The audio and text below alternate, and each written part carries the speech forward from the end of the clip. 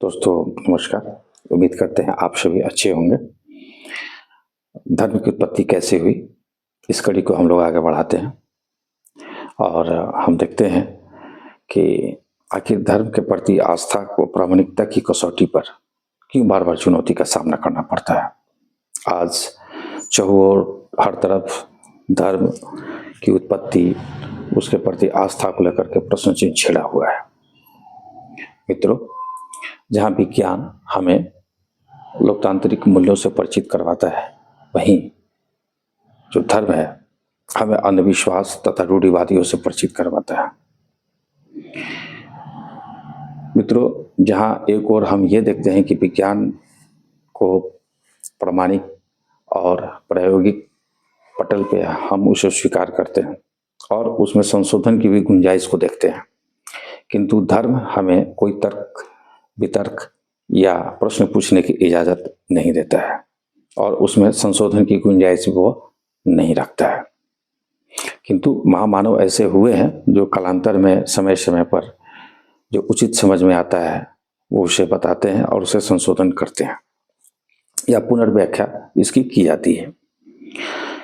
मित्रों, हमने देखा कि पुरातन काल से लेकर आज तक व्यक्ति जो है इसी चिंतनशीलता में पड़ा हुआ है कि जो भौतिक और जो अभौतिक वस्तुएं हैं आखिर उनका अस्तित्व क्या है।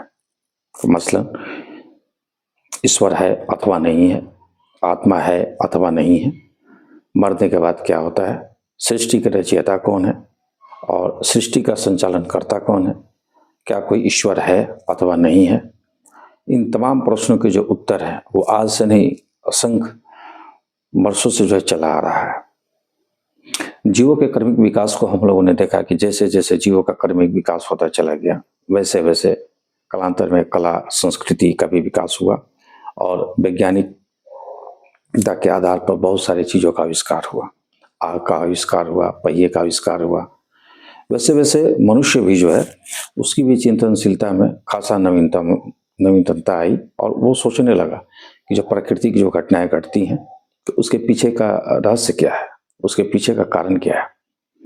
पिछली वीडियो में दोस्तों हम लोगों ने देखा कि पुरातन जो घटनाएं घटती थी उसके पीछे मानव जो है कोई देवीय चमत्कार समझता था, किंतु जैसे जैसे उसका बौद्धिक विकास होता चला गया वैसे वैसे वो चिंतनशीलता उसमें बढ़ती चली गई और इस तरह से उसने इन तमाम प्रश्नों का हल को खोजने का कोशिश किया। अगर हम भारतीय दर्शन की हम बात करें तो भारतीय दर्शन को दो वर्गों में वर्गीकृत किया जा सकता है। एक वर्ग वो है जो वेदों पर विश्वास करते हैं, जो वेदों को प्रामाणिक मानते हैं, और दूसरा वे जो वेदों को प्रामाणिक नहीं मानते हैं। आस्तिक दर्शन वे दर्शन कहलाते हैं जो वेदों को प्रामाणिक के तौर पर स्वीकार करते हैं और नास्तिक दर्शन वे दर्शन कहलाते हैं जो वेदों को प्रामाणिक नहीं मानते हैं। यहाँ मैं एक बात स्पष्ट कर दूं कि आस्तिक दर्शन में ईश्वर को मानने और न मानने दोनों की विचारधारा का सम्मिश्रण है, जैसे कि सांख्य दर्शन तथा पूर्व मीमांसा, ये दो ऐसे आस्तिक दर्शन हैं जो ईश्वर पर विश्वास नहीं करते हैं। इसलिए ईश्वर को आधार मानते हुए इन दोनों को विभाजित नहीं किया जा सकता है। तो हम लोगों ने देखा कि आस्तिक दर्शन 6 दर्शन है। एक न्याय दर्शन, दूसरा वैशेषिक दर्शन, तीसरा सांख्य दर्शन, चौथा पूर्व मीमांसा, पांचवा उत्तर मीमांसा और मैंने एक छोड़ दिया वैशेषिक न्याय।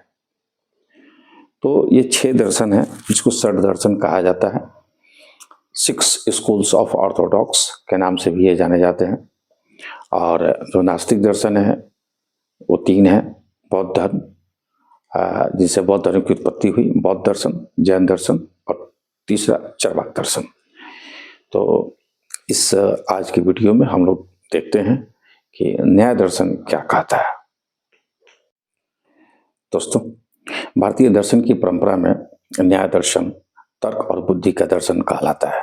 यह हमें सिखाता है कि बिना जांच पड़ताल किए किसी भी बात को स्वीकार नहीं करना चाहिए। इसके प्रतिपादक महर्षि गौतम को माना जाता है। उन्होंने तर्क और बुद्धि को ज्ञान प्राप्ति का साधन बताया। उनके अनुसार मनुष्य के दुखों का जो कारण है वो उसकी अज्ञानता है, और अज्ञानी मनुष्य ही दुखों से घिरा हुआ रहता है। और जब व्यक्ति को सत्य ज्ञान की प्राप्ति हो जाती है तो उसे मोक्ष की प्राप्ति हो जाती है। और महर्षि गौतम ने 4 प्रकार के प्रमाण दिए हैं, 4 प्रकार के साधन दिए हैं जिससे कि सही ज्ञान की प्राप्ति हो सकती है। उन्होंने पहला साधन प्रत्यक्ष साधन बताया है। प्रत्यक्ष साधन जो है हमारे इंद्रियों से द्वारा देखी गई, महसूस की गई चीजों को सत्य मानता है। जैसे अगर कहीं पे कोई आग जल रही है तो इससे हम सहज ही समझ सकते हैं कि वो वस्तु जो है गर्म होगी। दूसरा साधन उन्होंने बताया अनुमान। अगर मान लीजिए कहीं पर धुआं उठ रहा है तो हम ये देखते हैं कि वहां पर आग अवश्य लगी होगी तभी वहां धुआं हो रहा है। तीसरा साधन उन्होंने उपमा या उपमान बताया है। मसलन कि गाय जैसी मिलती जुलती कोई अगर जीव है तो उसे उसको नीलगाय कहा। और चौथा शब्द को उन्होंने साधन बताया। जैसे कि गुरु और दूसरा कोई शास्त्र। गुरु जो बातें हमें बताते हैं वो प्रामाणिक, उसे हमको मानना चाहिए, क्योंकि गुरु ने जो चीज़ें हमें बताई है वो काफ़ी जांच पड़ताल करने के बाद ही हमें बताया है। और जो शास्त्र में जो लिखी गई जो बातें हैं उसे भी प्रामाणिक मानने को कहा गया है। इस तरह से हम देखते हैं कि गौतम के द्वारा 4 प्रकार के साधन बताए गए हैं जिससे कि हम लोग सत्य ज्ञान की प्राप्ति कर सकते हैं। और सही ज्ञान की प्राप्ति होने से ही व्यक्ति जो होता है वो मोक्ष को प्राप्त हो सकता है। मोक्ष का मतलब दुखों से मुक्ति। यहाँ यह बात महत्वपूर्ण है कि महर्षि गौतम ने मोक्ष प्राप्ति के लिए ईश्वर की साधना पर ध्यान नहीं दिया है, ईश्वर पर बल देने को नहीं कहा, बल्कि उन्होंने सही ज्ञान को मनुष्य के दुखों से छुटकारा पाने का उपाय बताया है। मित्रों, इस न्याय दर्शन को मानने वाले और बहुत सारे भी विद्वान हैं, जिसमें से कुछ विद्वान के बारे में हम जानते हैं। एक तो खुद महर्षि गौतम हुए, दूसरा वाचस्पति मिश्र हुए, तीसरा वात्स्यायन हुए, और चौथा उनका नाम है गणेश उपाध्याय। मित्रों, हम देखते हैं कि न्याय सूत्र की जो रचना है उन्होंने महर्षि गौतम ने किया है। न्याय भाष्य की जो रचना है वात्स्यायन ने किया है। तात्पर्य टीका का जो रचना है वाचस्पति मिश्र ने किया है। और तत्व चिंतामणि की जो रचना है उसे गणेश उपाध्याय ने किया है। आगे चल के नव्य न्याय दर्शन का भी जो है सृजन किया गया, जिसमें कि कुछ विद्वानों के नाम आते हैं, जैसे गंगेश उपाध्याय और रघुनाथ शिरोमणि।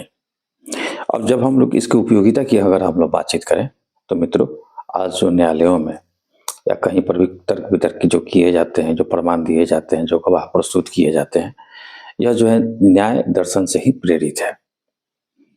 और हम देखते हैं कि जो विषय, जो लॉजिक विषय, जो तर्क शास्त्र जो विषय का जो सृजन हुआ है, जो उत्पत्ति हुई है, वो न्याय दर्शन से ही हुआ है। इस तरह से हम देखते हैं कि न्याय दर्शन हमें तर्कशील बनाता है और यह सिखाता है कि सवाल करना गलत नहीं है। अब तक के लिए शुक्रिया। फिर अगले वीडियो हम लोग देखते हैं कोई एक दर्शन को ला